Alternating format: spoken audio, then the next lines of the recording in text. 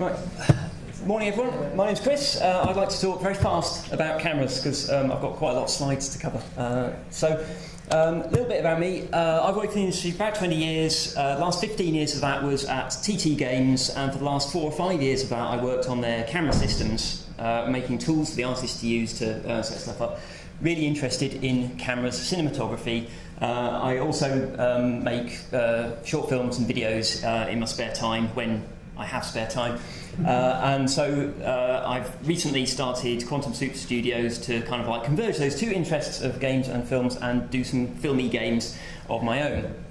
So that's where I'm coming from. And I want to cover a bit of linear cinematography first, because we've had a century or so of development in that field, and a lot of the rules of cinematography are very applicable to games. So I want to cover some of the stuff that is hopefully, some of it is not all that obvious to people in the game sphere. So first films, obviously things like a train pulling into a station, was just putting a camera somewhere, filming some stuff happening. And it took a few years for people to come up with the first cut. That film is called, I've forgotten the name of it. Damn it. It's the first film with a cut from outside a museum to inside a museum. And then a few years later than that, the first close-up. This top shot was the punchline to a film in which a girl holds off bank robbers using what looks like a gun, and it's revealed at the end that it was a wrench instead. So the first close-up was, for purely practical terms, the gag did not work if you couldn't see that object clearly. Then the year after that, we have the first close-up for emotional reasons. This was the climax of a film in which this girl is trying to decide between two men, and she basically ends up with the one that turns out she doesn't fancy much, which you couldn't tell unless you could see her face clearly.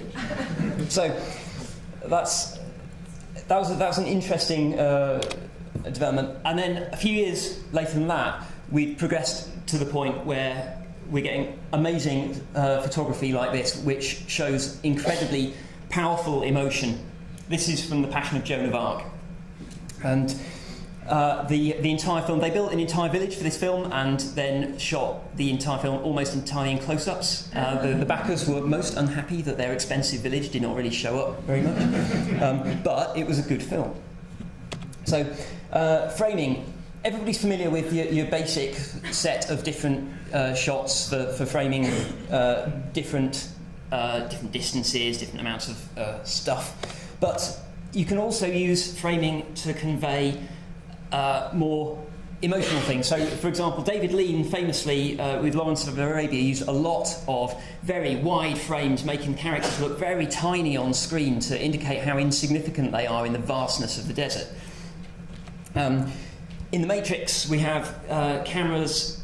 We have not just the camera. Obviously, the set design is all very squared off and angular and rigid, but the cameras are placed very square to the surroundings to give a sense of artificiality to the Matrix environments.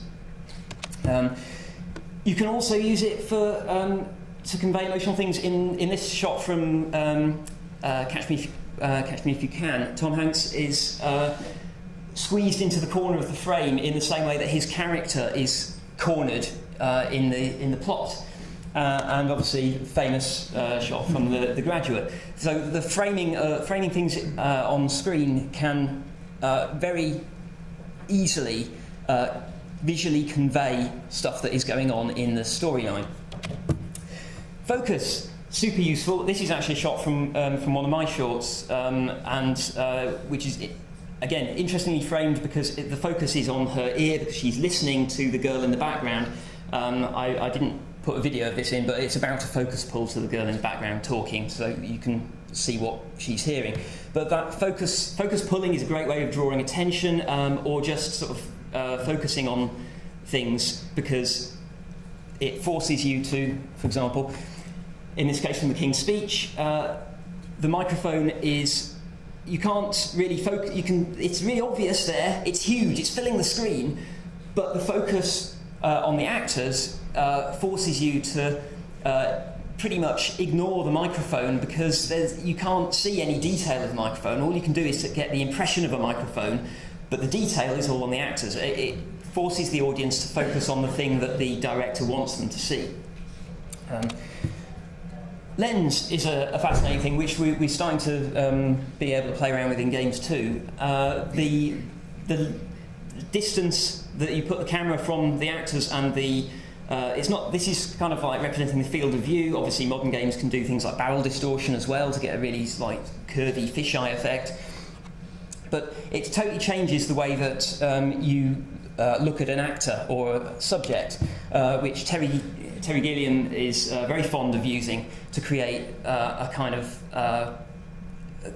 skewed, weird view of the world. The flip side of that is if you use a very long lens, then you end up with a very compressed image, which it flattens all of the depth of it and focuses everything together. So let's see. It also works with wide shots. Here we've got a wide lens which brings in a lot of the town background and creates a bit of separation between the foreground characters and background characters, even though they're in a group. And then with a long lens, the background is squeezed out, and we've brought all of those characters closer together. So camera position, also really important. So in this shot we've got a wizard looking weak and a child looking powerful, even though they're both pointing weapons into the camera. Because putting the camera up above makes people look comparatively weak, putting it below makes them tower over you.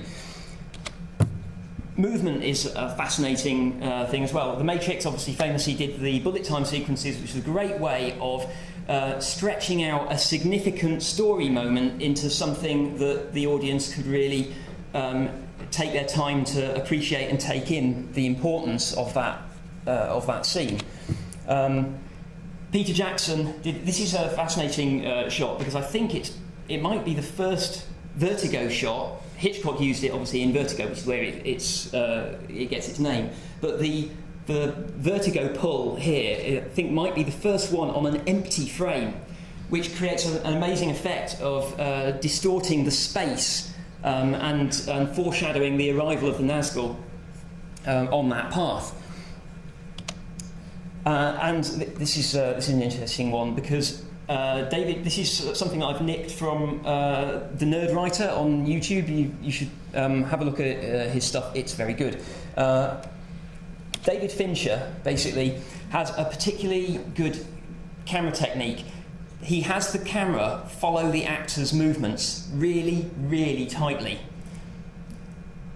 All of this has to be incredibly well rehearsed, but the effect that it creates is that it puts the audience in sync with that character. So, and also it isolates that character. So even when you've got a group of people on screen, you can tell who you're supposed to be focusing on because the camera is following their movement with even the most subtle little adjustments. So that movement was barely worth moving the camera for, but moving the camera with Daniel Craig there keeps the audience engaged with the character. Visual juxtaposition, again, David Lean combining the massive mountains with a tiny, tiny column of people to create that visual contrast is a fascinating tool.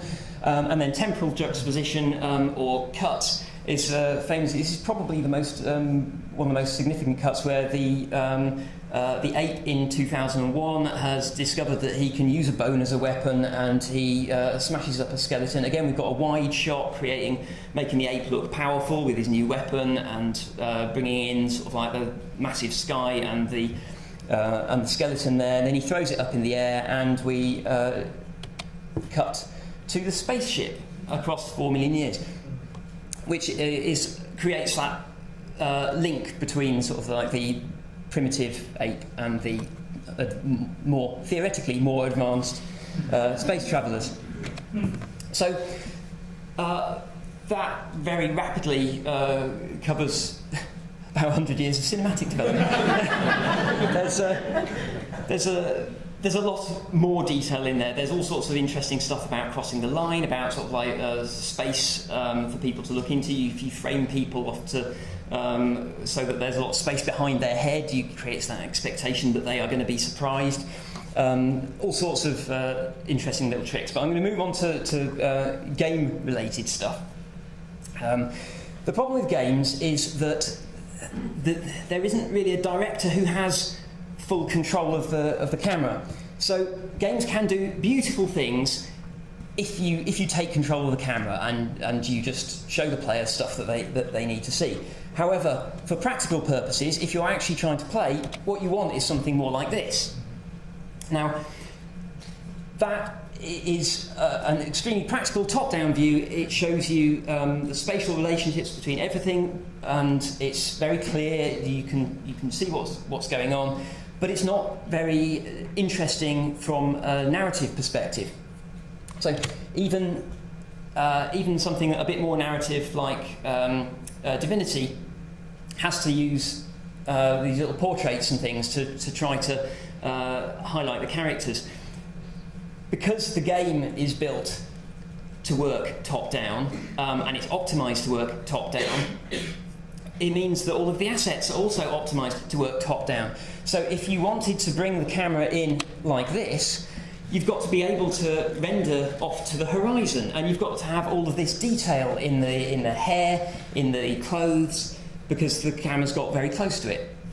And obviously, Divinity doesn't have that same level of detail in the characters, so they have portraits to replace that instead. But these are the constraints that you have to work within. But there's still plenty of potential for playing around with the camera, even in a situation like this. You can zoom in to a certain extent. You can zoom out. You can have camera shake and things like that. So. But again, even with The Witcher, where they've got a massive amount of resources, they can render off to the horizon and do. Compare this beautifully staged screenshot of a fight with what you're more likely to get in game. This is much more practical, but it's not very pretty. The key thing here is that you can't preserve a beautiful looking framed shot and allow the player to see everything that they need to see for gameplay at the same time, necessarily. In some cases you can, but most of the time those two things are a little bit at odds. So there's, in interactive terms, there's some interesting stuff to do with framing. Gears of War is an interesting example. Most first-person shooters just give the player full control of the camera and just sacrifice that control to the player in the name of empowering them. Gears of War, interestingly, put the camera behind the player. Obviously Resident Evil had done it as well, but Gears of War did it particularly well. Your default view keeps the player reasonably small on screen, so they're not too obtrusive, but when you aim, you focus in, it pulls the player right in so that you're really close to the character that you're controlling. And when you're doing something like a chainsaw duel, it will take control away from you and move the camera to somewhere more dramatic for that particular activity. Uncharted does a lot of fun things with the camera. There's, in this example, the normal camera position is pulled back to make Nathan look kind of small and show more of this vast ship. To create a sense of epic scale there. As you come out of caves, the camera attempts to kind of look down so that you can move down so that you can see the big vistas as you emerge from a claustrophobic space. And obviously, during the more scripted animation sequences, you've got some wonderful dramatic cameras which are part scripted, part dynamic, so that as you're being dragged along behind the truck, you can sort of steer left and right to a certain extent, but you've got a bit of freedom there. But it's, in practical terms, you could do that as a top-down shot. it would work. It would be perfectly functional, kind of look like Spy Hunter, but it wouldn't look anywhere near as dramatic from a narrative perspective. In terms of directing attention, games have tried a lot of different methods for this. Because of this kind of like dichotomy between directed camera and a practical camera, Journey has a couple of places where it will pull the camera back to show you a good like overview of the level, the area that you're about to enter. But what they do is they leave you in control of the character. That works for Journey because there's no combat. You're unlikely to, you can't really die.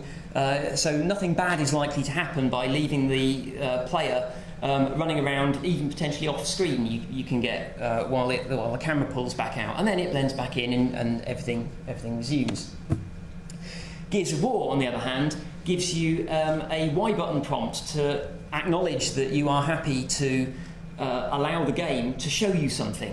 And if you don't press the Y button, then you just, because you're busy shooting somebody, then you can miss what the game's trying to show you, but you have the choice to do that.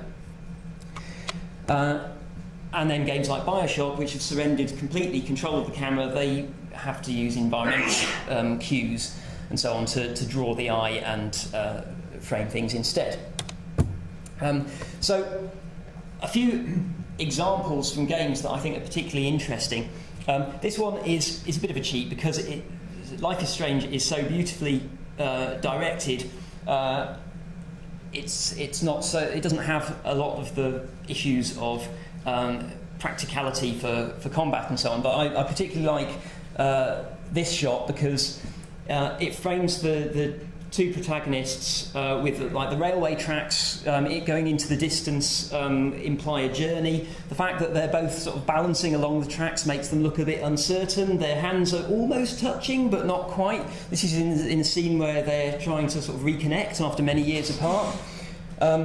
Chloe gets her foot stuck and you save her from a train. Spoilers. And then this shot is mirrored after that by this shot. Again, same train tracks, same sort of like sense of going on a journey, only now they are together. And I think that's a beautiful bit of purely visual storytelling. Batman Arkham City has a particularly neat trick using Dutch tilt, or what is called a Batman angle because of its overuse in the 60s Batman TV show. There's a chapter in which Batman gets poisoned, and over the course of that chapter, the camera tilts more and more as Batman becomes increasingly sick. You still have control of the camera, but it's just tilted. It's extremely unnerving, and it creates a really good sense of being unsettled and a little bit. It slightly inhibits your ability to play, but not significantly. Journey, obviously, if you're not familiar with Journey, then you should leave now and go and play it because it's just wonderful. But there's a particular moment in Journey that is very obviously. Journey's got full of all sorts of interesting stuff to do with the sound, the colour, the palette, and everything. But there's a lovely moment here where you are at the end of the long high-speed run. We come to this end, and then the camera cuts to a still sense where the player is helpless and tiny in frame, and we see your goal of the mountain being snatched away from you as you descend into the stillness of the underworld. That's a beautiful way to conclude that high tempo slalom down the slides. And then my favourite example, which I'm going to rattle through now, is from Tomb Raider. The 2014 reboot of Tomb Raider has some fantastic camera work and lots of other nice things to recommend it. But this was my favourite sequence, which is almost entirely camera based. This is the standard dramatic camera for going across a rope. Then we get onto the platform, and you start climbing the tower. So we get a little intro cutscene to show what she's doing. Then we're back to the standard camera. You're in control. You have to push her up. Notice that the camera shake is in time with her animations, like David Fincher's moves. So you're engaged with the character here. And you're working your way up, and then they start adding interest by having a little jump scare there. We've got focus pull following the broken bit into the depths, and while the player recovers from the jump scare, we've got a little cutscene where she gets onto the platform, so you're out of control. Again, camera moves with Lara, like David Fincher's does. And we're showing a bit more of the stuff now. You're back in control, back to the default camera angle. It's up to you to push her up the ladder again. This time they put the jump scare at the beginning. Now they've cut to show the threat behind her. They could have blurred that out, but they've left it there so that you can see the level that you've been through. At this point, you can now see that you're up above the mountains. They've obviously the animation conveys her fear, but then the camera moves up and shows the vertiginous scale of this thing. Pans around, and we're back to the default angle again. Now, even though she goes off screen, you're going up. Now you can see the goal. You've got hero's angle on Lara. She's going for that goal, but you can see that there's this challenge ahead. As she approaches this final challenge, the camera moves above to show the threat behind her and make her look a bit uncertain and weak. And so you jump for that. Yeah, it's good, isn't it? And now she's made it past that bit, and now she has moved into the relative safety of this little nest. And we get a lovely dramatic hero shot panning around her and go into a cutscene. And if I remember correctly, after the cutscene, you have a magical rope that you can slide down to save you climbing back down again. But so after those examples, the key things that I've drawn from working through this. And from doing a lot of work with cameras, key things to do with cameras is that you have to accept that you are sometimes going to need to have a very practical camera view that works for gameplay, and then sometimes you're going to need to have something that works better for story. So you're going to need to embrace going backwards and forwards between the two if you're doing a reasonably cinematic game. But you should also not be afraid to constrain what the player is able to do to fit the story that you're trying to tell. So, for example, with the Tomb Raider example, once you get onto that ladder, you can move up and down. Pretty much all of Lara's other abilities are just disabled. You can climb back down the ladder, and I think you can get off at the bottom, but nothing happens unless you get back on the ladder and progress upwards. So, and taking control away from the player to tell a little bit of story is okay. It works. And there are a lot of tools. So even if you've got a top-down view, even with something like Diablo, if you want to, or Divinity, if you want that top-down view, you can zoom in and out. You can pan left and right. You can show more ahead of the character than just all around the character. You can do camera shakes. You can do Dutch tilt. Depending on the sort of game that you're doing, even with 2D games, most of these things work. So there are and then there's also the other framing techniques with putting the player at the bottom of the screen if they are approaching something like big and impressive, like a boss, for example. There's a lot of tricks that you can do even in 2D or with gameplay, even if that your camera is locked to side on. So, I ran through that so fast that I've got loads of time for questions.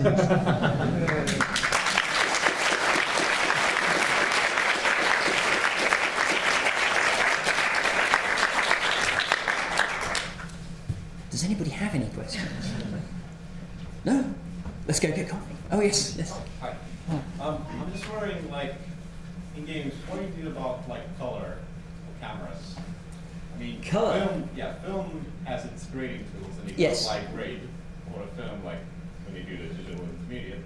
What about for games? Do you think about any sort of systems like that? Yeah. Somebody would create creative grade for the whole game and just kind of Yeah, I mean, I would. it's another one of the tools. I mean, I've been very much focused in this talk on the just the camera itself and the framing. But yeah, absolutely. Grading is really important. It's really easy to do as well. It's certainly in Unity and Unreal. You've got all of the tools you need for that provided, and there's stuff on the asset store as well that will sort of like help you if you're not familiar with messing around with grading. But yeah, you can do all sorts of interesting things with dynamic exposure and playing around with tinting and so on. There's I'm just thinking if I've got some examples. There's some, actually, yeah. There's like that. That's a very bluish tint there. That's fairly flat. Journey obviously has got a very yellow, golden sort of kind of glow to it. Yeah, there's some interesting stuff with post effects, because a lot of post effects are designed to mimic film. So you have things like lens flare and bloom and lens dirt, barrel distortion. All of these things have been put into games specifically in order to make games look like film, because that's what we're used to seeing in the cinema, and it looks expensive and it looks dramatic.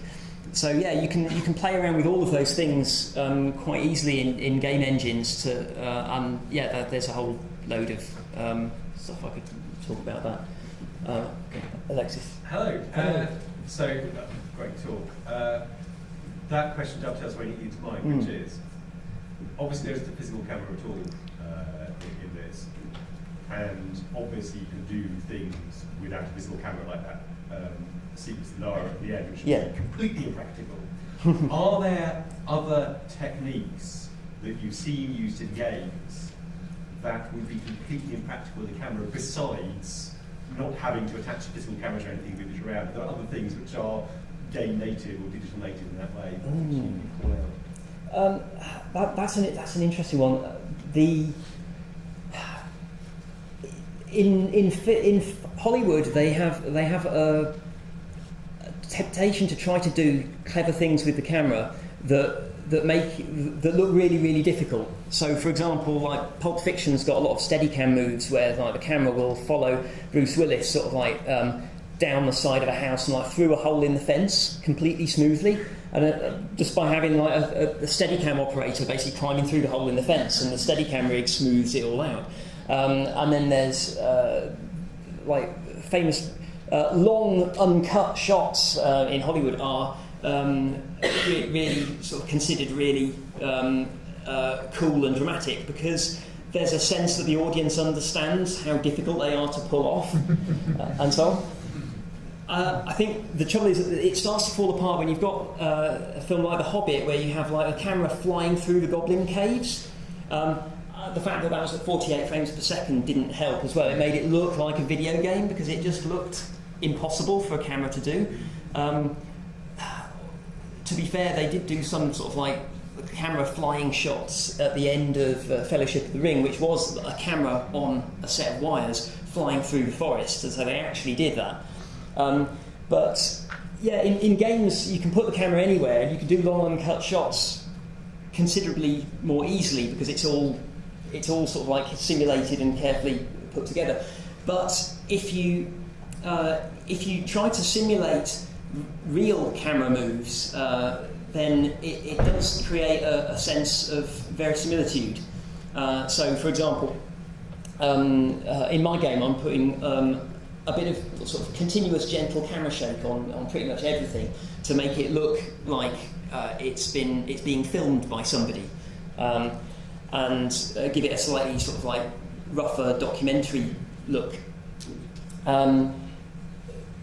Things like that, and for cutscenes at TT Games, the cutscene artists had rigs for cranes and dollies, so that they could basically set up the camera to move in ways that a real camera would, because it gives you a slightly more filmic look than just flying the camera in impossible ways. But yeah, I mean, even David Fincher has done a lot of impossible camera moves, like with Fight Club, where you've got like a camera flying into the sort of like the cooker hob in his apartment just before he explodes.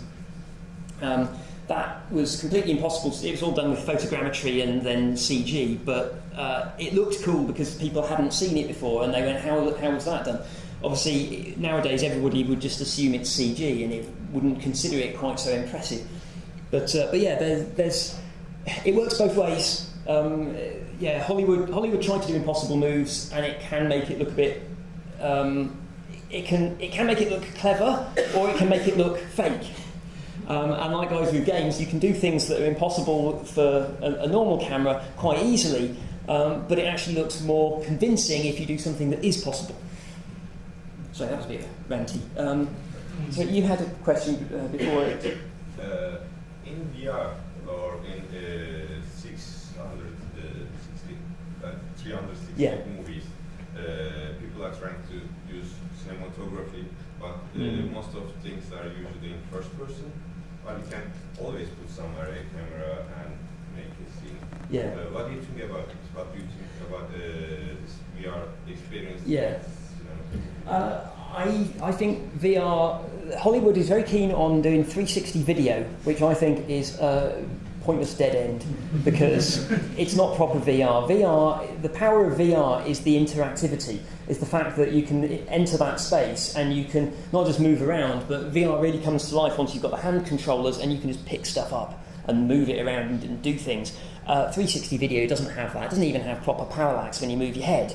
And you can't interact with it at all, except maybe at branch points if you filmed a lot of stuff. So I kind of see that as a bit of a dead end for 360 video. For VR in general, I think if you come back for Ian's talk later, he's got some suggestions about things like directing, much more detail about directing attention when you don't have control of the camera, which is kind of. Yeah, it's tricky. Much more Bioshock style stuff where the player has control and you just have to set up stuff that draws the player's eye and try to sort of prime them psychologically to look at certain things or guess what they're trying to do. One more question. Comes. What would you consider doing for long dialogue scenes where there's not a lot of movement or very much going on, just to keep it interesting? To keep it interesting, yeah, that's a really good point. It depends on the content of the scene. Basically, if you've got a long dialogue scene, hopefully there is some sort of emotional backwards and forwards going on between the characters. If it's all exposition, then maybe you want to try and get that information in some other way rather than having characters recite it. If there's some emotional backwards and forwards, then you can use the camera to highlight that. So, ideally, every line of a scene is a tiny little turning point where one character is either sort of like taking the upper hand from the other, or wrong-footing the other character, or revealing something. Revealing some secret to the other character. So you can use all of those techniques for making characters look like they are powerful or weak or cornered and so on, depending on the content of the scene. But yeah, it does mean that you really want the every scene to be very very directed. But you can automate that to a certain extent. I've got. For my scene, I'm tagging each line of dialogue with like a camera angle, so that I can very very quickly basically like direct a scene just by sort of tagging this as being like this is a close up, this is a wide shot, and so on. Depending, that's mostly just for action. If they're performing a full body animation, I don't want close up. But that's a quick way of directing it without having to animate the camera. Right. Thank you very much.